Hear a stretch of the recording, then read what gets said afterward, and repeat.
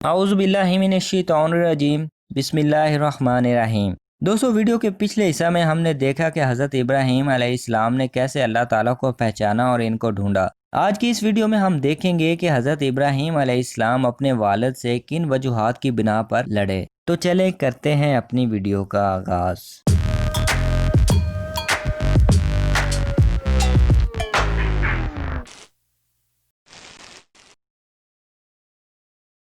جب حضرت ابراہیم علیہ السلام کے والد نے دیکھا کہ ان کے بیٹے بتوں سے نفرت کرتے ہیں تو ان کے والد نے ان سے کہا، او ابراہیم، تم نے میری بے عزتی کی ہے اور تم نے مجھ کو سب کے سامنے ذلیل کیا ہے۔ تو اس پر حضرت ابراہیم علیہ السلام نے جواب دیا، جیسا کہ قرآن پاک کی سورت مریم کی آیت نمبر 42 سے 45 میں بیان کیا گیا ہے کہ جب انہوں نے اپنے باپ سے کہا کہ اے ابا، آپ ایسی چیزوں کو کیوں پوچھتے ہیں جو نہ سنے، نہ دیکھے اور نہ آپ کے کچھ کام آ سکیں؟ ابا، مجھے ایسا علم ملا ہے جو آپ کو نہیں ملا ہے، تو میرے ساتھ ہو جائیے، میں آپ کو سیدھی راہ پر چلا دوں گا۔ ابا، شیطان کی پرستش نہ کیجیے، بے شک شیطان اللہ پاک کا نافرمان ہے۔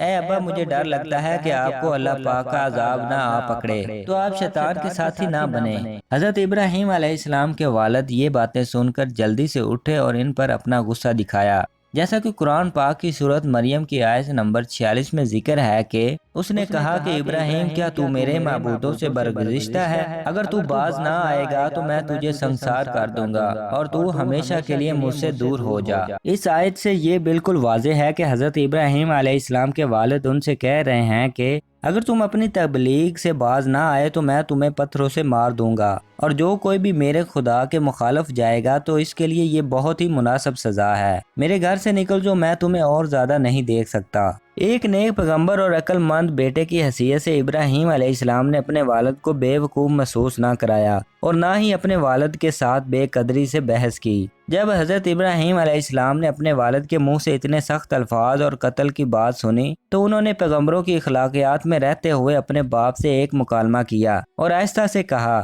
جو قرآن پاک کی سورت مریم کی آیت نمبر 47 اور 48 میں ذکر ہے۔ حضرت ابراہیم علیہ السلام نے جاتے ہوئے السلام علیکم کے بعد کہا کہ میں آپ کے لیے اپنے پروردگار سے بخشش مانگوں گا، بے شک وہ مجھ پر نہایت مہربان ہے، اور میں آپ لوگوں سے اور جن کی آپ اللہ کے سوا پکار کرتے ہیں ان سے کنارہ کرتا ہوں اور اپنے پروردگار ہی کو پکاروں گا۔ امید ہے کہ میں اپنے پروردگار کو پکار کر محروم نہیں رہوں گا۔ اس گفتگو کے بعد حضرت ابراہیم علیہ السلام نے اپنے والد کے گھر کو چھوڑ دیا۔ دوستو، ویڈیو کے اس حصہ میں ہم نے دیکھا کہ حضرت ابراہیم علیہ السلام نے اپنے والد کو ایک اللہ کی طرف آنے کی تبلیغ کی اور کہا کہ اس دنیا کو چلانے والی ایک ذات ہی ہے اور یہ ذات اللہ پاک کی ذات ہے، اس لیے تمام جھوٹے خداؤں کو چھوڑ کر ایک اللہ کی طرف آ جائیے۔